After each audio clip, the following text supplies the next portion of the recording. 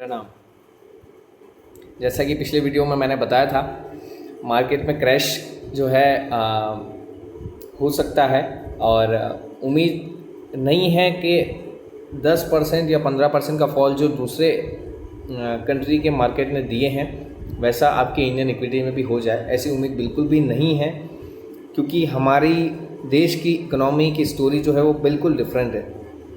मैं आपसे फिर कह रहा हूँ, हमारे देश की इकोनॉमी की स्टोरी जो है बिल्कुल डिफरेंट है as compare to any other country.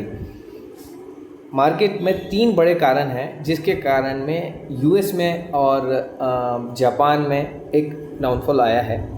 उसका जो 3 बड़े कारण मैं आपको बताने जा रहा हूँ। पहला रीज़न तो सबसे पहले मैं आपको बता दूँ कि यूएस में एक जॉब्स का डेटा आया जो कि एक्सपेक्टेड नहीं था, वो अनएक्सपेक्टेड डेटा आया, जिसके कारण एक स्लो डाउन का या हम यूँ कहें कि एक रिसेशन का फियर वहाँ पे दिखा।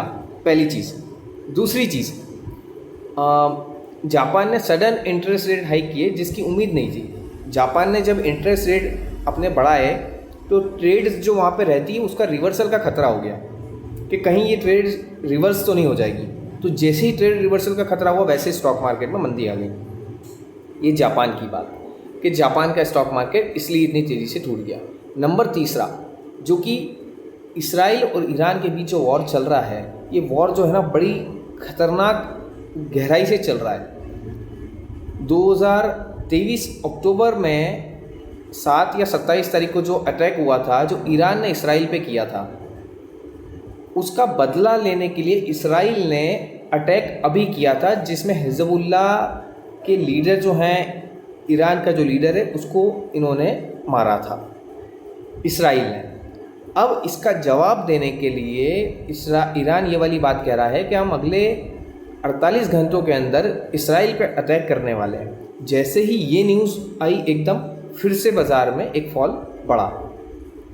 ये बेसिकली ये ग्लोबल न्यूज़ होती है और ग्लोबल न्यूज़ की स्टडी करना और उसके बाद में इन्वेस्टर तक ये सारी चीज़ें पहुंचाना, ये एक एडवाइज़र का ही काम होता है। तो 3 बड़े कारण थे। एक जियोपॉलिटिकल इफेक्ट जो कि हमारे मार्केट पे पड़ा है, एक जापान में इंटरेस्ट रेट हाइक हुए हैं, और तीसरा बड़ा कारण जो कि यूएस में जॉब्स डेटा जो है वो अनएक्सपेक्टेड आया है, मतलब अच्छा नहीं आया है।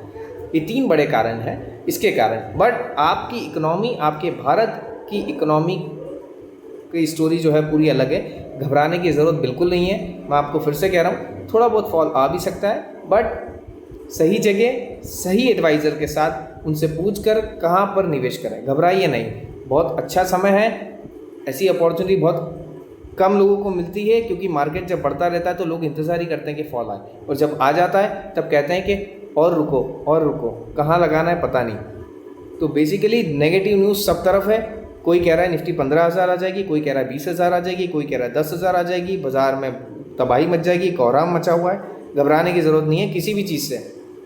आपकी इकोनॉमी बहुत स्ट्रॉन्ग है, आपका डेटा स्ट्रॉन्ग है, आपकी जीडीपी बहुत तेज़ी से बढ़ रही है। 5 ट्रिलियन इकोनॉमी का टारगेट गवर्नमेंट ने लिया हुआ है। आपके भारत में ऐसी कोई दिक्कत नहीं है। अगर फॉल आता भी है तो वो आपके लिए एक बहुत बड़ी अपॉर्चुनिटी बनेगा और पैसा लगाने का।